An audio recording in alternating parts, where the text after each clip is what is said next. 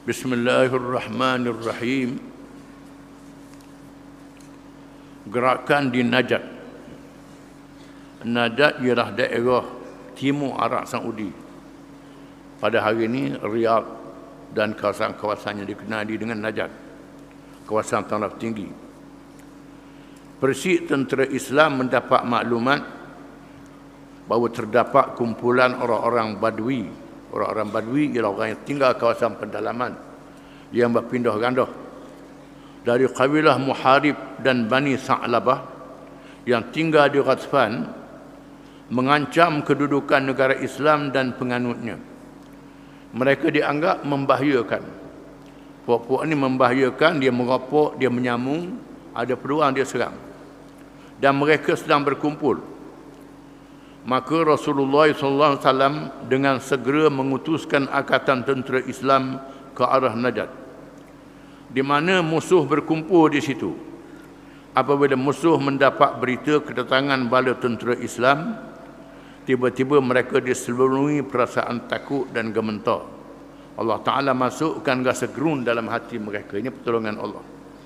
Lalu mereka melarikan diri di puncak Bukit Bukau bagi menyelamatkan diri. Oleh itu, tentera Islam mencapai kemenangan tanpa pertempuran.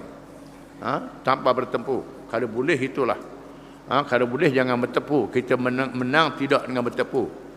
Sama ada musuh masuk Islam, musuh menyerah diri, tunduk bawah Islam, ataupun dia melarikan diri.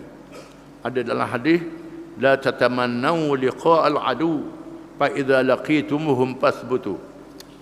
Wa fi riwayatin fasbiru innallaha as-sabirin. Wa fi riwayatin innal jannah ta'ta dhilalis suyuf. Nabi kata, jangan kamu bercita-cita nak bertemu dengan musuh. Tetapi kalau musuh datang, kamu jangan lari, kata Nabi. Tetap teguh, bersabar. Sesungguhnya syurga berada di bawah mata-mata pedang, kata Nabi. Ini semangat untuk berjihad. Syurga di bawah mata pedang. Bila mu mati, masuk syurga lalu, kalau lawan musuh. Tapi jangan niat untuk lawan musuh. Badar yang kedua, perang Badar yang kedua. Ketika selesainya peperangan Uhud, Abu Sufyan telah mencabar untuk bertemu semula di tahun hadapan di Badar. Cabarannya telah dijawab dengan tegahnya oleh umat Islam. Bila berlaku perang Uhud yang kita baca dulu, orang Islam tewas, tetapi tidak kalah. Dan musuh tak berani, mereka berundur. Dan Nabi balik, walaupun sahabat-sahabat dia ramai mati. Dan lepas tu Nabi kerah sahabat-sahabat dia, kejar Abu Sufyan balik ke Mekah. Dan Abu Sufyan cabar orang Islam ajak perang semula. Maka pada bulan Sya'ban tahun keempat Hijrah, Rasulullah SAW keluar memimpin bala tentera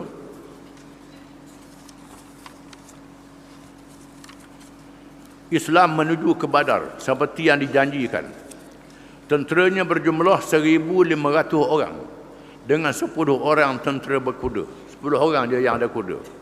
Di mana kuda ni sangat penting zaman dahulu kerana boleh bergerak cepat. Bendera tentera Islam dibawa oleh Ali bin Abi Talib radhiyallahu anhu dan Abdullah bin Rawahah, tinggal di Madinah bagi mentadbirnya. Nabi menugaskan Abdullah bin Rawahah, seorang sahabat daripada Ansar, jadi imam, pemimpin Madinah. Apabila tiba di Badar, mereka pun berhenti untuk menunggu kedatangan tentera musyrikin. Orang Islam sampai di Badar berkhemah dan tunggu tentera musyrikin Mekah mari. Adapun Abu Sufyan keluar bersama pada tentera musyrikin yang berjumlah 2,000 orang dengan 50 tentera berkuda, lebih besar lagi. Apabila tiba di suatu tempat bernama Mujannah, mereka berhenti di situ. Tentera kafir berhenti di Mujannah dengan perasaan berat dan tidak bersemangat untuk berperang kerana terasa gerun dengan kekuatan dan keberanian tentera Islam dan bimbangnya akibat yang akan menimpa mereka. Bila sampai situ, mari perasaan gerun kerana mereka tahu tentera Islam ni gagah berani. Walaupun jumlah sedikit, gagah berani. Dulu orang Islam 313 orang, mereka 1,000 kalah. Walaupun jumlah orang Islam sikit, ini bahaya. Kemudian mereka bergerak ke lembah Zafiran.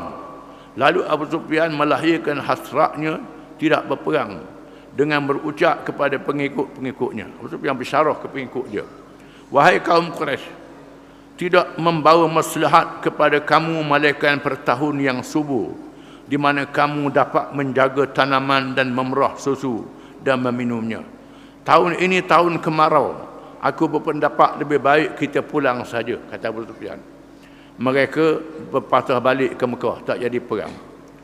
Adapun bala tentera Islam tinggal di Badar selama 8 hari, menunggu kedatangan musuh yang tidak mahu datang. Di samping itu, mereka mengambil peluang berniaga dan mendapat keuntungan 2 kali ganda. Peristiwa ini dikenali dengan Badar Mu'ahad, Badar berjanji, Badar al-akhirah dan Badar kecil. Peristiwa ini, iaitu peristiwa yang tak jadi berperang. Peperangan Daumatul Jandal, ini nama tempat. Setelah pulang dari Badar, seluruh kawasan negara Islam dan sekitarnya berada dalam keadaan aman tentram. Suasana sebegini memberi peluang untuk memanjangkan pengaruh Islam ke tempat yang lebih jauh, sehingga umat Islam dapat menguasai keadaan menurut kemahuan mereka, seperti yang diperintah oleh agama, dihormati oleh kawan serta disegani dan ditakuti oleh lawan. Tanggungjawab menyebarkan Islam tetap mesti dilakukan. Dalam masa yang sama, biar lawan menghormati kita dan kawan takut pada kita. Setelah 6 bulan, tiba-tiba sampailah berita adanya musuh dan pengacau yang ingin mengganggu jalan dan mengancam Madinah. Mereka terdiri daripada kabilah-kabilah Arab yang tinggal di sekitar Daumatul Jandal, berhampiran Syam, iaitulah di utara, dekat dengan Jordan. Mereka merompok setiap yang lalu di kawasan itu dan mengumpulkan kekuatan dengan tujuan untuk melancarkan serangan ke arah Madinah.